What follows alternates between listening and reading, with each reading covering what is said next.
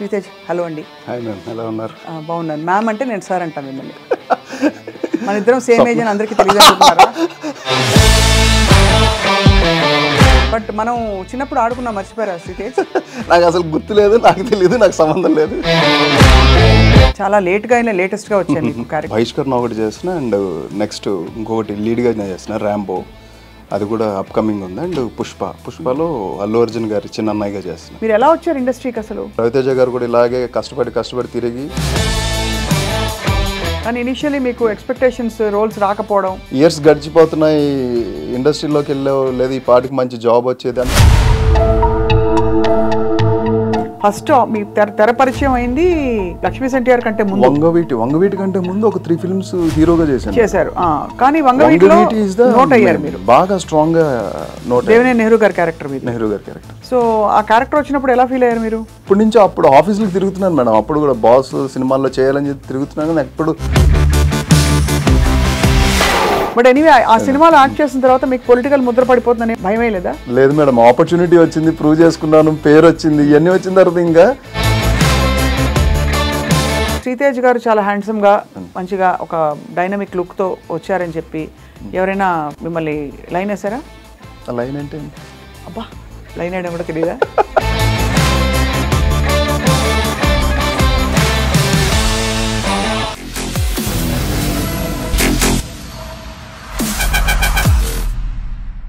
Hello and welcome to this candid conversation exclusively on I dream. నటులు శ్రీతేజ్ పేరు చెప్పగానే మనకి రామ్ గోపాల్ వర్మ గారి సినిమాల్లో కొన్ని క్యారెక్టర్స్ అండ్ అలాగే ఆయన గతంలో ఒక పొలిటీషియన్ వేషం వేసిన క్యారెక్టర్ బాగా గుర్తొస్తుంటుంది. బట్ ఫ్రాంక్లీ ఆయన చేసిన అన్ని రోల్స్ కూడా చాలా మీనింగ్ఫుల్ రోల్స్ అండ్ చాలా డెప్త్ ఉండే యాక్టింగ్ ఓరియంటెడ్ క్యారెక్టర్స్. ఇప్పుడు లేటెస్ట్గా బహిష్కరణ అనే ఒక ఓటీటీ అంటే ఒక వెబ్ సిరీస్కి ఆయన లీడ్ రోల్ ప్లే చేశారు. And let's know more about his journey with cinema, acting and more. Sritej hello అండి. హాయ్ మ్యామ్, ఎలా ఉన్నారు? బాగున్నాను మ్యామ్ అంటే నేను సార్ అంటాను మిమ్మల్ని. మన ఇద్దరం సేమ్ ఏజ్ అని అందరికీ తెలియదు అనుకుంటున్నారా? నమ్మద్దు. స్వప్న గారు, సుమ గారు వాళ్ళ ఒక టైం జోన్, నేను చిన్నవాడిని, రీసెంట్గా వచ్చా. అంటే సుమక్క ఆఫ్ కోర్స్, బట్ మనం చిన్నప్పుడు ఆడుకున్నా, మర్చిపోయారా శ్రీతేజ్? నాకు అసలు గుర్తు లేదు, నాకు తెలియదు, నాకు సంబంధం లేదు. ఓకే, అయితే మరి బహిష్కరణ అయితే ఇది బహిష్కరిస్తున్నారు టాపిక్, రైట్? బట్ అమేజింగ్, మీరు చాలా నీష్గా మీ క్యారెక్టర్స్ని డ్రైవ్ చేసుకుంటూ వచ్చారు ఇంతవరకు. అన్ని ఆపర్చునిటీస్ అంటే ఎలా ఉంది ఇప్పుడు? ఫ్రమ్ వేర్ యూ స్టార్టెడ్ ఇప్పుడు బాగా ఎక్కువ పెరిగాయా మీకు? బాగున్నాయి మేడం. ఇప్పుడు ఆపర్చునిటీస్ అంటే బహిష్కరణ ఒకటి చేసిన అండ్ నెక్స్ట్ ఇంకొకటి లీడ్గా చేసిన ర్యాంబో, అది కూడా అప్కమింగ్ ఉంది. అండ్ పుష్పలో అల్లు అర్జున్ గారి చిన్న అన్నయ్యగా చేస్తున్నాను, అది జరుగుతుంది. Your Bunny's elder brother? So happy. నేను బన్నీ ఫ్యాన్ అండి చాలా. అందరూ మేడం, లేని వాళ్ళు ఎవరున్నారు మేడం? కాదు, నాకు అల్లు అర్జున్ గారి గురించి స్పెషల్గా ఎందుకంటే he is a self made star అనిపిస్తుంది. అంటే స్టార్ ఫ్యామిలీ నుంచి వచ్చినా కూడా he has his own style, he has his own ఇది అని. సో పుష్ప, ఇప్పుడు ఈ బహిష్కరణ వెబ్ సిరీస్, ఇంకా ర్యాంబోలో కూడా లీడ్ క్యారెక్టర్. చాలా లేట్గా అయినా లేటెస్ట్గా వచ్చాను మీకు క్యారెక్టర్స్. మామూలుగా రావడమే ఢామ్ అని రాకపోతే తర్వాత ఆపర్చునిటీస్ సపోర్ట్ రోల్స్కి వెళ్ళిపోతారంటారు. మీకు రివర్స్ అయింది, మీరు రావడం చిన్న చిన్న క్యారెక్టర్స్తో మొదలుపెట్టి ఇప్పుడు రవితేజ గారు, అద్భుతం అండి. రవితేజ గారు ఇన్స్పిరేషన్, చిరంజీవి గారు, మోహన్ బాబు గారు, వాళ్ళందరూ కూడా అలాంటి కష్టపడే వచ్చారు కదా.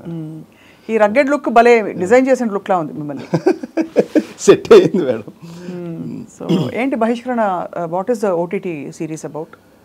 Z5కి వస్తుంది మేడం, రేపు July 19th ప్రీమియర్ స్టార్ట్ అవుతుంది. అయితే ఎగ్జాక్ట్లీ పాయింట్ ఏంటంటే ఇది 90s బ్యాక్డ్రాప్లో జరిగిన కొన్ని రియలిస్టిక్స్ అంశాలని డైరెక్టర్ గారు ఆయన పాయింట్ ఆఫ్ వ్యూలో ఆయనకి తెలిసిన, అంటే డైరెక్టర్ గారు ఊరే అది, ఊరికి సంబంధించిన అంశాలు వాటిని అన్నిటిని క్రోడీకరించి కథగా మలిచి డిజైన్ చేశారు మేడం.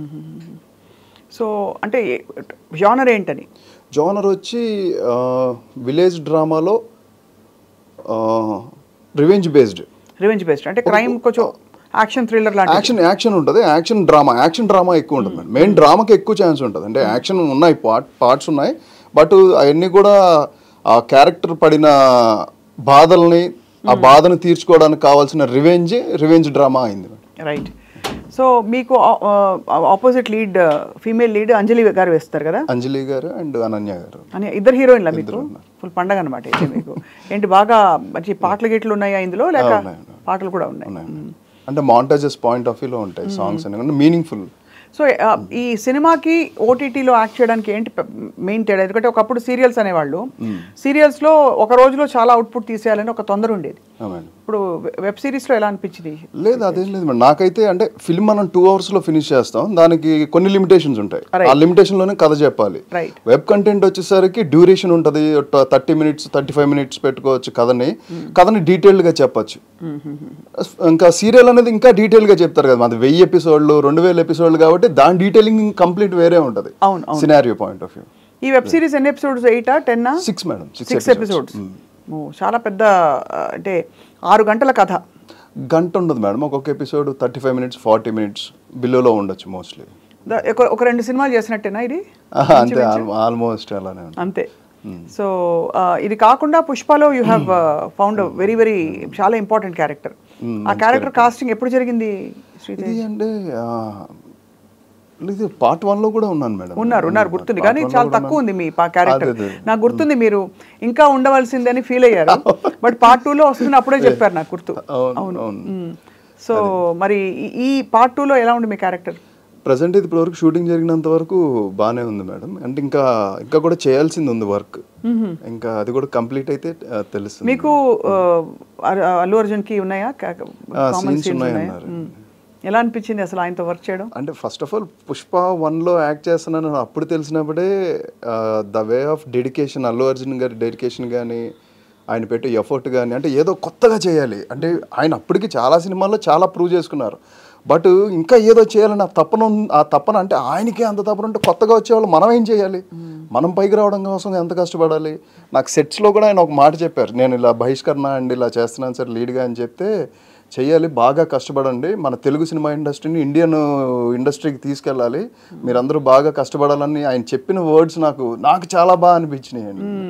అంటే లోపల వాళ్ళ జీల్ ఇంకా పైకి ఇంకా ఏదో మన తెలుగు సినిమా ఇండస్ట్రీని ప్రపంచవ్యాప్తంగా ఇప్పుడు ఆల్మోస్ట్ తీసుకెళ్ళిపోయాం. కల్కితో తీసుకెళ్ళాం, బాహుబలితో తీసుకెళ్ళాం, నెక్స్ట్ పుష్పతో తీసుకెళ్తాం. అలాగా ప్రతి ఒక్కళ్ళు కష్టపడితే డెఫినెట్గా ఆ రేంజ్కి మన తెలుగు సినిమా ఇండస్ట్రీని తీసుకెళ్ళొచ్చు అనే వర్డ్స్ బాగా నచ్చినాయి మేడం. బాగా నచ్చాయి. అండ్ ఆల్సో ఆయన నేషనల్ అవార్డు అందుకోవడం అదొకటి గ్రేట్ అండి. అంటే లాస్ట్ టైం మనం మాట్లాడుకున్న తర్వాత జరిగిన పెద్ద డెవలప్మెంట్ అది. But really he's a stylish and natural, చాలా న్యాచురల్ యాక్టింగ్ ఉన్న స్టార్. సో ఇవి కాకుండా అసలు శ్రీతేజ్ని ఎప్పుడు మీరు బాగా తెలుసు, కానీ ఐ నెవర్ ఆస్క్డ్ యూ మీరు ఎలా వచ్చారు ఇండస్ట్రీకి అసలు? నేను 2006లో వచ్చాను మేడం యాజ్ అసిస్టెంట్ డైరెక్టర్. అంటే యాక్టర్గానే ట్రై చేస్తున్నాను, ఆ టైంలో నాకు ఆపర్చునిటీస్ దొరకలా. బట్ ఇలా ఫిలిం నగర్లోనే ఫ్రెండ్స్తో మాట్లాడుతూ ఉంటే తిరిగిన టైంలో అప్పుడు చెప్తున్నారు అందరూ రవితేజ గారి గురించి, మెయిన్లీ అప్పుడే ఎక్కువ వచ్చింది మేడం. రవితేజ గారు కూడా ఇలాగే కష్టపడి తిరిగి అసిస్టెంట్ డైరెక్టర్గా వర్క్ చేస్తూ అలాగే ఇండస్ట్రీలో సస్టైన్ అవుతూ అలా ఆయన పైకి వచ్చారు అనగానే ఇంకా నేను ఇండస్ట్రీలో ఉండాలని ఫిక్స్ అయ్యాను. కానీ అది ఎన్ని సంవత్సరాలు పట్టిద్దో నాకు తెలియదు, కానీ ఇక్కడే ఉండాలి, నేను ఈ సినిమా రంగానికి నేను అంకితం అయిపోవాలన్నది నాకు తెలియకుండా అది లోపల నన్ను నడిపించింది మేడం. ఇంకా అది ఫిక్స్ అయిపోయాను. ఇంకా అలాగా ఆడవారి మాటలకు అద్దాల వేరే ఆఫీస్కి రెగ్యులర్గా వెళ్తూ అసలు వదలకుండా అలా తిరుగుతూ ఉంటే నీకు యాక్టింగ్కి అయితే ఏం స్కోప్ లేదని అన్నారు. లేదా అప్రెంటిస్గా అయినా వస్తాను అది ఇది అని అడిగితే ఇంకా అయితే లొకేషన్కి రమ్మని చెప్పారు. ఇంకా అలా కంటిన్యూ అయ్యాను మేడం అక్కడి నుంచి. కానీ ఇనిషియలీ మీకు ఎక్స్పెక్టేషన్స్ రోల్స్ రాకపోవడం, టైం పట్టడం, అప్పుడు డిసప్పాయింట్ అయ్యేవారా బాగా? లేదు మేడం, ఎందుకో అది అనిపించలేదు. అంటే నాకు అనిపించలేదు మేడం, ఏదో చెయ్యాలనేది లోపల ఎక్కువ ఉంది, డిసప్పాయింట్మెంట్ అనేది తెలియలే. ఇప్పుడు మా నాన్నగారు వాళ్ళు ఫీల్ అయ్యేవాళ్ళు, అంటే ఇయర్స్ గడిచిపోతున్నాయి ఇండస్ట్రీలోకి వెళ్ళావు, లేదా ఈ పాటికి మంచి జాబ్ వచ్చేది. అంటే మా నాన్నగారు పోలీస్ ఆఫీసర్గా చూడాలని నన్ను ట్రైన్ చేశారు అన్నిట్లోనూ. Volleyball south zone, central zone ఆడాను, అండ్ ఎన్సీసీ చేశాను, మార్షల్ ఆర్ట్స్ బ్లాక్ బెల్ట్ అన్ని ఫుల్ ట్రైన్డ్ అయి ఉన్నాను మేడం. You know karate? మీకు కరాటే వచ్చు కదా? అవును వచ్చు కదా. అమ్మ బాబోయ్, మీకు నిజమైన కరాటే వచ్చేమో, నాకు ఉత్తుత కరాటే వచ్చు. బ్లాక్ బెల్ట్ మీరు? నేను black belt madam. Black belt అంటే అని మొన్నే సుమన్ గారితో మాట్లాడాను. చూసాను మేడం, చూసారా ఇంటర్వ్యూ? ఆయన బ్లాక్ బెల్ట్ ఆయన అని చెప్పారు చాలా. బట్ ఆయన విజయవాడ వచ్చి డెమోస్ చాలా మందికి ఆయన చేతితో బ్లాక్ బెల్ట్స్ ఎన్ని ఇచ్చినవి అన్నీ ఉన్నాయి మేడం, నాకు తెలుసు అవన్నీ. మీరు ఏమేమి పగలగొట్టారు ఇంతవరకు?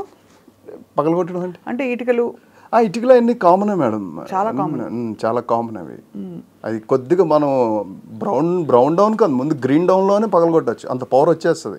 అంటే విజయవాడలో మంచి ట్రైనర్స్ ఉన్నారు మేడం, మార్షల్ ఆర్ట్స్కి ఎక్స్ట్రీమ్ లెవెల్ అనమాట. ఇంకా రియలిస్టిక్ స్పేస్లో ఉంటుంది.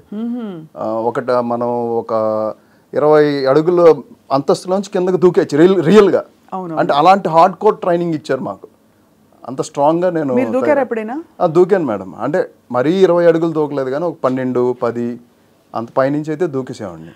దూకి అంటే మీ యాక్టింగ్ కోసమా? యాక్టింగ్ కోసం ఇంకా ఆ టాలెంట్ ఇంకా ఇంతవరకు రాలేదు. అదే నెక్స్ట్ అది అలాంటి ఒక వెబ్ సిరీస్ వచ్చి యాక్షన్ బేస్డ్ ఉండాలి. యాక్షన్ బేస్డ్ మీరు ఒక మార్షల్ ఆర్ట్స్ ట్రైనర్ అండ్ మీ ట్రైనింగ్ కోసం రివెంజ్ తీసుకోవడానికి ఎవరో వస్తారు అండ్ అదే టైంలో మీరు వెళ్ళి కాపాడతారు. అలాంటిది ఏమైనా వస్తే బాగుంటుంది. ఆన్ బ్యాగ్ ఎగ్జాక్ట్లీ అలా టోనీ జా ఉంటాయి చూడండి మేడం. ఆ కైండ్ ఆఫ్ నాకు ఇష్టమైన జోనర్. సో అలా మీకు వాలీబాల్, స్పోర్ట్స్, మార్షల్ ఆర్ట్స్ ఇవన్నీ నాన్నగారు వాంటెడ్ యూ టు బి. ఏం చేసేవారు నాన్నగారు? Farmer, agriculture farmer. చిన్నప్పుడు అయితే సినిమాల్లోకి ఎందుకురా ఇవన్నీ అని అనలేదు? లేదు మేడం, విజయవాడ అంటే బేసిక్గా ఫిలిమ్స్ చాలా, అసలు మెయిన్ ఎంటర్టైన్మెంటే ఫిలిమ్స్ కాబట్టి బాగా ఇంట్రెస్ట్ ఉండేది. మా ఫ్యామిలీ అంతా కలిసి సినిమాలకు వెళ్ళేవాళ్ళం, సినిమాలు బాగా చూసేవాళ్ళం మేడం. ఉంది బట్ ఇండస్ట్రీలో ఎవరు తెలియదు కదా, అది ఎంత టైం తీసుకుంటుందో తెలియదు, సక్సెస్ రేట్ తక్కువ ఉంటుందని పెద్దవాళ్ళకి భయం ఉంటుంది కదా మేడం. అవును అంతే కదా. ఇప్పుడు కొడుకంటే న్యాచురలీ సెటిల్ అవ్వాలి. ఇప్పుడు కూతురు కూడా, ఇప్పుడు కూతుర్ల విషయంలో కూడా అలాగే ఆలోచిస్తున్నారు అందరూ. ఒక టైంలో కొడుకంటే సెటిల్ అయిపోవాలి, జీతం వచ్చేయాలి అర్జెంటుగా, ఇవన్నీ ఉంటాయి, పెళ్లి చేసేయాలి. అంటే నేను ఇంటికి పెద్ద అబ్బాయిని, ఇంకా ఎక్కువ ఉంటాయి. అవును. మీరు యాక్చువల్లీ మరి మీకు యాక్చువల్లీ రోల్ పడింది ఏ ఇయర్లో? 2006లో మీరు అసిస్టెంట్ డైరెక్టర్గా జాయిన్ అయ్యి మొదలు పెట్టారు. ఫస్ట్ మీ తెర పరిచయం అయింది దీంతో కదా, ఈ లక్ష్మీ ఎన్టీఆర్ కంటే ముందు. వంగవీటి కంటే ముందు ఒక 3 ఫిల్మ్స్ హీరోగా చేశారు. కానీ వంగవీటిలో నోట్ అయ్యారు మీరు, బాగా స్ట్రాంగ్ గా నోట్. దేవినేని నెహ్రూ గారి క్యారెక్టర్ మీద. నెహ్రూ గారి క్యారెక్టర్. అవును. సో ఆ క్యారెక్టర్ వచ్చినప్పుడు ఎలా ఫీల్ అయ్యారు మీరు? చాలా ఫస్ట్ ఆఫ్ ఆల్ ముందు బాస్ అక్కడి నుంచి కాల్ వచ్చిందంటే ఎప్పటి నుంచో అప్పుడు ఆఫీసులకు తిరుగుతున్నాను మేడం. అప్పుడు కూడా బాస్ సినిమాల్లో చేయాలని చెప్పి తిరుగుతున్నాను కానీ ఎప్పుడు ఆపర్చునిటీ దొరకలా. కానీ ఒకసారి మంజు అన్న కాల్ చేసి టెస్ట్ షూట్ ఉంది రమ్మన్నారు. నేను ఏంటి అని కూడా అడగలేదు, ముందు ఇమీడియట్గా వెళ్ళిపోయాను. ఫొటోస్ చూపించారు, లుక్ టెస్ట్ చేశారు, ఒక పోస్టర్ చూపించారు, అలా పెట్టమన్నారు, పోజ్ పెట్టాను, ఇమీడియట్ ఓకే అన్నారు, బాస్కి పంపించారు. ఫస్ట్ ఓకే అయిన క్యారెక్టర్ మేడం నాది. అందులో బాస్ కూడా చాలా హ్యాపీ. అంటే వంగవీటి యాక్చువల్లీ చాలా బాగా తీశారు, అంటే కథపరంగా కొంచెం డ్రామా అది పండించిన ఫిల్మ్ అది. మీకు ఆపోజిట్ ఆవిడ కదా, మన ఆవిడ యాక్ట్రెస్ పేరు బెంగాలీ ఆవిడే, తనకి madam Ranga character. But anyway ఆ సినిమాలో యాక్ట్ చేసిన తర్వాత మీకు పొలిటికల్ ముద్ర పడిపోతుందని ఏం భయమే లేదా? లేదు మేడం, ఆపర్చునిటీ వచ్చింది, ప్రూవ్ చేసుకున్నాను, పేరు వచ్చింది, ఇవన్నీ వచ్చిన తర్వాత ఇంకా ఆ నెక్స్ట్ నుంచి అందుకే నాకు డిఫరెంట్గానే పండి మేడం. లేదా టచ్ చేసి చూడు రవితేజ గారితో అండ్ ఆటగాళ్ళు, మళ్ళీ ఇమీడియట్ కథానాయకుడు మహానాయకుడు లక్ష్మీ ఎన్టీఆర్. ఇంకా తర్వాత మళ్ళీ నేను పొలిటికల్గా ఏం చేయలేదు కదా, చేయలేదు వచ్చినాయి కానీ నేను చేయలేదు. అవును, కానీ లక్ష్మీ ఎన్టీఆర్ ఆఫ్ కోర్స్ అదొక అది అంటే కథానాయకుడు మహానాయకుడు వైఎస్ఆర్ గారు and Lakshmi NTR very popular, ఇద్దరు పాపులర్ లీడర్స్ క్యారెక్టర్స్ చేయడం. So first let start with కథానాయకుడు మహానాయకుడులో వైఎస్ఆర్ గారి క్యారెక్టర్ వేయడం. ఏమని చెప్పారు మీ క్యారెక్టర్? ఇలా వైఎస్ఆర్ గారి క్యారెక్టర్ అన్నారు. నేను ఇమీడియట్ కృషి గారికి అలా ఒబే చేశాను. లేదు అది నీకు రాసి పెట్టుంది వచ్చింది అని అన్నారు. అలా ఫస్ట్ అది ఆపర్చునిటీ, నువ్వు ఇలా కనిపిస్తావు అది ఇది అని చెప్పారు. ఇంకా ఇమీడియట్ ఆ క్యారెక్టర్కి ఎలా ట్రైన్ అవ్వాలి ఏంటి అనేది అంతా గ్రౌండ్ వర్క్. ఎప్పుడు అంటే నాకు అది వంగవీటి నుంచి అలవాటైంది మేడం, గ్రౌండ్ వర్క్ చేసుకోవడం. ఇంకా గ్రౌండ్ అంటే అసిస్టెంట్గా చేయడం అనేది నాకు అక్కడ ప్లస్ అయింది. ఆ గ్రౌండ్ వర్క్ నుంచి అక్కడి నుంచి అలా ఈ క్యారెక్టర్ని ఎలా ప్లే చేయాలి ఏంటి అనేది అంతా వర్క్ చేశాను మేడం. అక్కడ నుంచి మరి లక్ష్మీ అదే టైంలో జరిగిందా లక్ష్మీ ఎన్టీఆర్? ఒకటేసారి జరిగింది. సో ఇక్కడ చెప్పలేదా? చెప్పలేదు, ఎందుకంటే అది చేస్తున్నాను అంటే మళ్ళీ క్లాష్ వస్తుంది అంటారేమో అని చెప్పి నేనైతే బాస్కి చెప్తాగా, బాస్కి చెప్పకుండా ముందు కమిట్ అయిపోయి ఆ తర్వాత చెప్పాను. కానీ ఎంత ఈవెంట్ఫుల్ చూడండి, అంటే మీరు చేసిన కొన్ని సినిమాలే అయినా కూడా చాలా ఈవెంట్ఫుల్ క్యారెక్టర్స్ పడ్డాయి మీకు, మంచి పెద్ద స్టార్స్తో.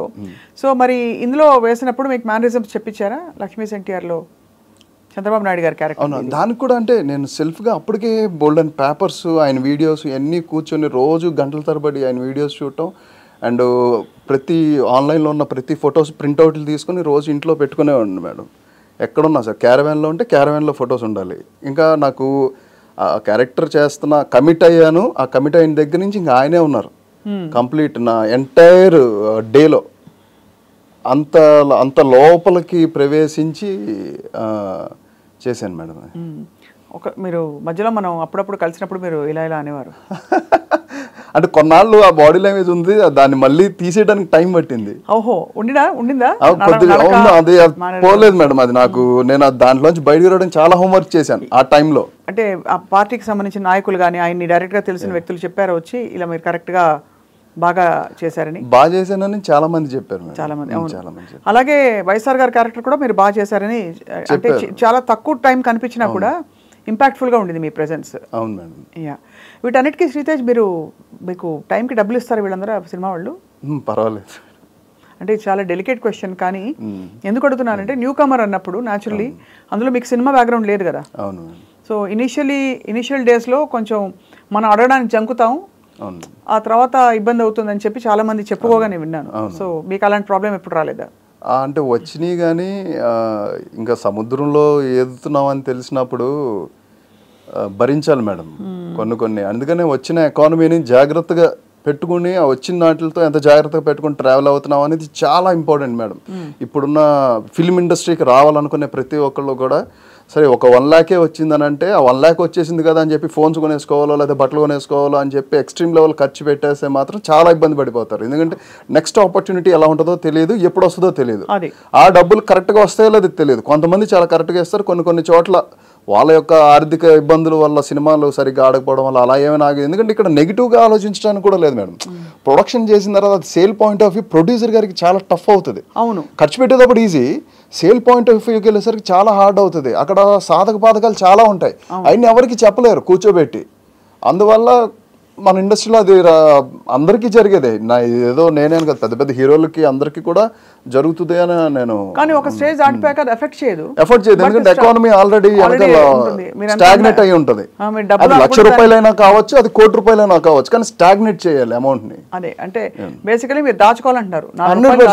100%. సో మీరు అయితే దాచుకున్నారు. ఎక్కడ దాచుకున్నారు చెప్తే మేము కూడా వెళ్ళి. స్వప్న అండ్ బ్యాంక్. అంతేనా? కానీ సీరియస్గా సేవింగ్ అలవాటు అని చాలా మంచి మాట చెప్పారు శ్రీతేజ్ మీరు. అది కానీ ఇప్పుడు మీరు డిమాండ్ చేసే అంత ఇచ్చే పరిస్థితుల్లోకి మీరు ఎదిగిపోయారా?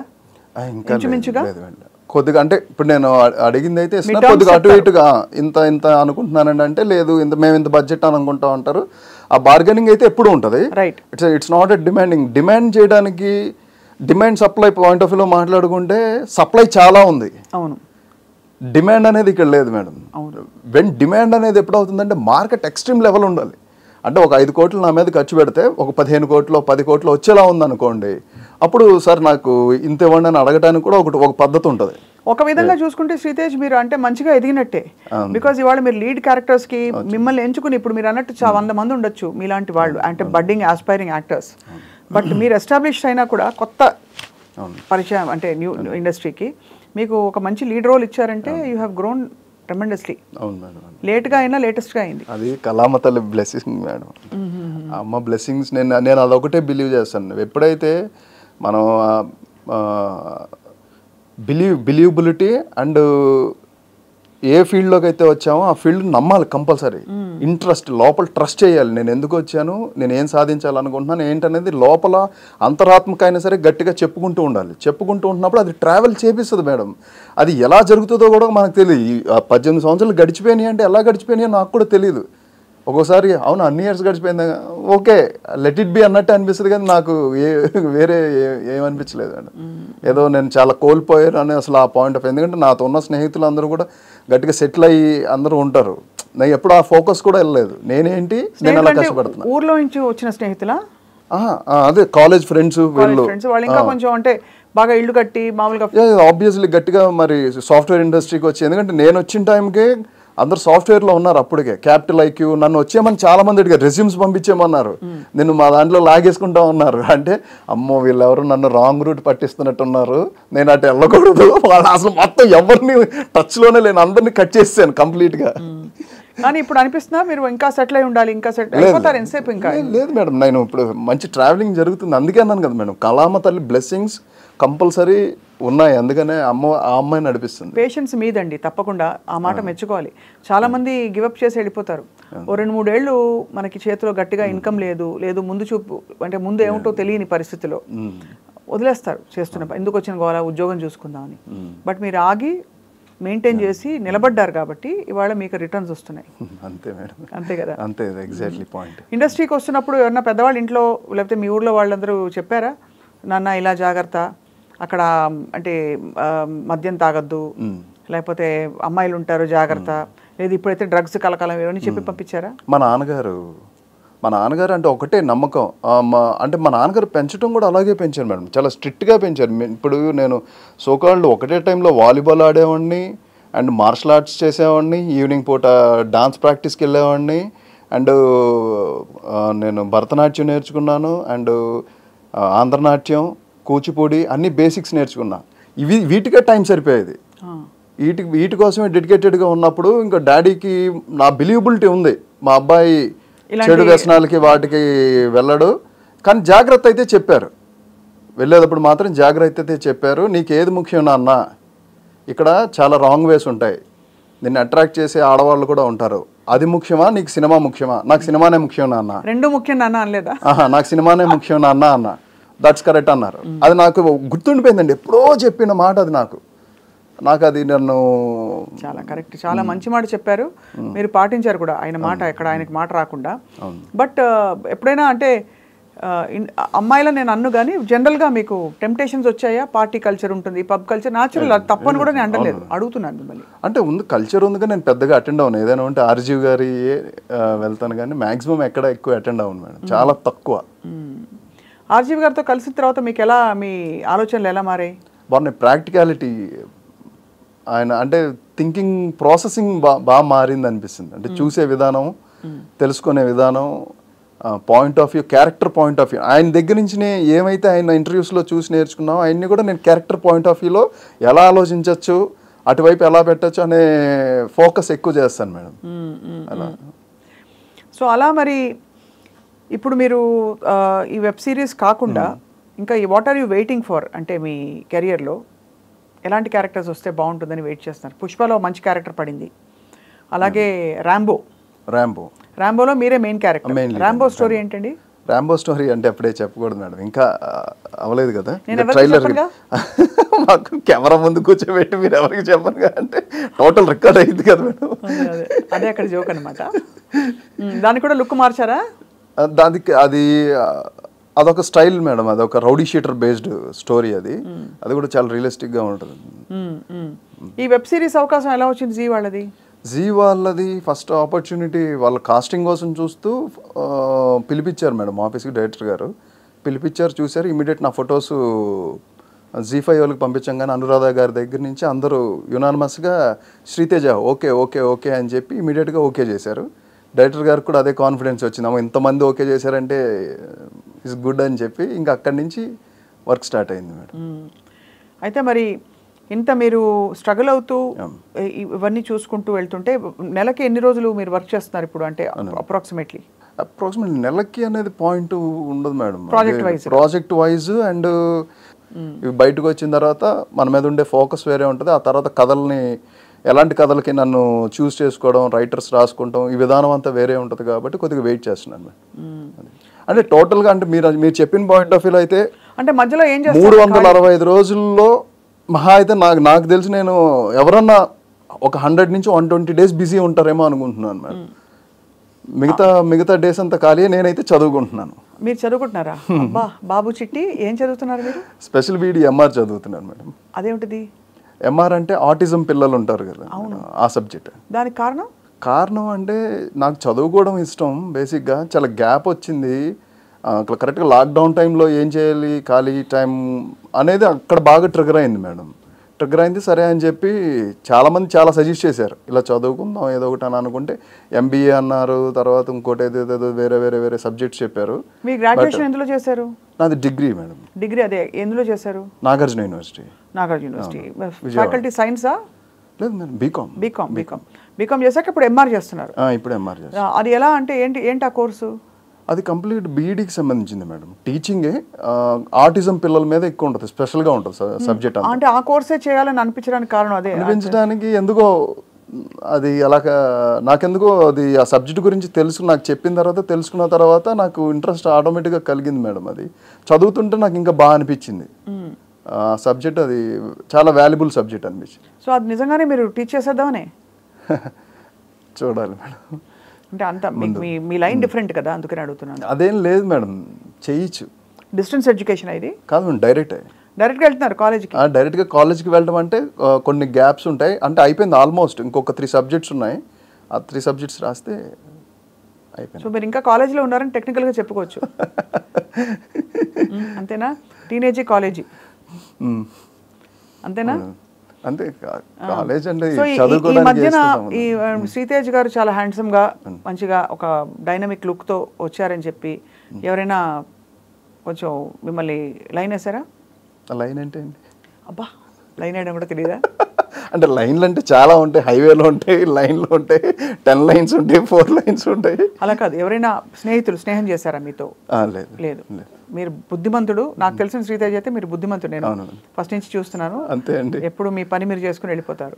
దానికి నాకు సంతోషం first of all. So what is your ultimate goal Sritej? మీరు అల్టిమేట్ గోల్ అంటే ఇప్పుడు గోల్ గురించి ఎప్పుడు ఎవరికి చెప్పకూడదని అంటారు కాబట్టి అది ఇన్సైడ్ సీక్రెట్ అండి. అది లోపల జరిగే ఒక ప్రాసెస్. ఇప్పుడు ఒక ట్రావెలింగ్ నన్ను నడిపిస్తుంది అది ఎక్కడికి తీసుకెళ్తుంది, ఎలా తీసుకెళ్తుంది అని కంప్లీట్ నా హార్డ్ వర్క్ మీదే బేస్ అయ్యింది అనేది. హార్డ్ వర్క్ అండ్ డెడికేషన్, ఎప్పుడు నిబద్ధతో కూడిన మనస్తత్వాన్ని అండ్ క్యారెక్టరైజేషన్ని డెవలప్ చేసుకుంటూ ముందుకెళ్ళాలన్నదే ఒకటే నా ధ్యేయం.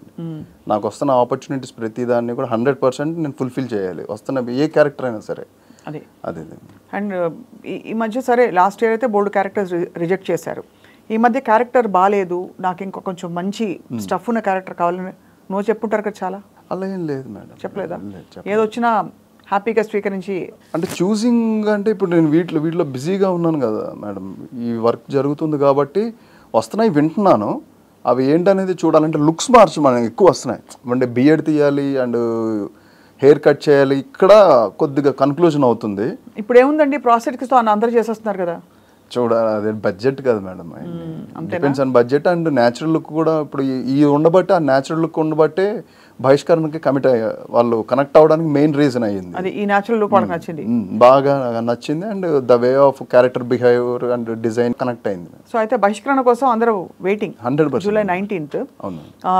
చాలా మీ జెన్యూన్నెస్ అండ్ మీ సిన్సియారిటీకి తప్పకుండా మంచి ఆఫర్స్ ఇంకా వస్తాయని మేము ఆశిస్తున్నాం. మీరు చేసిన క్యారెక్టర్స్ అండ్ మూవీస్ సంఖ్య తక్కువ అయినా కూడా రిలేటివ్లీ ఎన్ని, ఒక మొత్తం అన్ని కలిపి 15 అయ్యాయా? 15 ఎగ్జాక్ట్లీ కదా. 16 ఏళ్ళ 18 ఏళ్ళ 18 ఏళ్లలో మీరు 15.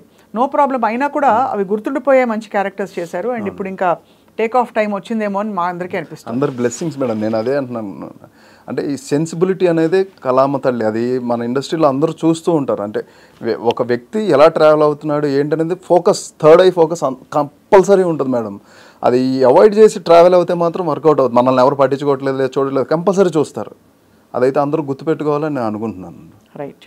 అండ్ ఈసారి వచ్చినప్పుడు మాకు భరతనాట్యం, కూచిపూడి జతులు చూపించారు. మీకు వచ్చు కదండి? నాకు ఎక్కడొచ్చండి, నాకు తెలుసు మీకు సంగీతం వచ్చు. నేను అందుకే మీ దగ్గర ఎస్పెషల్లీ చెప్పాను, మీ గురించి నాకు తెలుసు కాబట్టి. సంగీతం పాడడం వేరు, అది మీకు వచ్చు కదా. కూచిపూడి జతుల దాకా నేర్చుకున్నాను నేను ఫుల్ డెప్త్కి వెళ్ళలేదు, నేను కూడా జతులే నేర్చుకున్నాను. మరి అయితే ఈసారి కరాటే పట్టు 4 ఇటుకలు పట్టరండి ఇద్దరు. నేను కంటి చూపుతో బాలకృష్ణ గారి స్టైల్లో ఉఫ్ అంటాను, అది విరిగిపోతుంది. మీరేమో తల చెయ్యి అని టప టప టప కొట్టి పగల కొట్టండి. మన ఇద్దరం కరాటే సెషన్ ఒకటి. ఓకే కదా? All the best you Sritej. Thank you. We looking forward to Bahishkarana. Thank you madam, thank you so much. July 19th on ZEE5 Bahishkarana మీరు అందరూ చూసి నన్ను బ్లెస్ చేసి మళ్ళీ ఇలాగే మంచి క్యారెక్టర్స్తో మీ ముందుకు వచ్చి మిమ్మల్ని అందరినీ అబ్బురపరుస్తానని, ఆశ్చర్యపరుస్తానని మనస్ఫూర్తిగా చెప్తున్నానండి. Thank you so much. Thanks to iDream and team.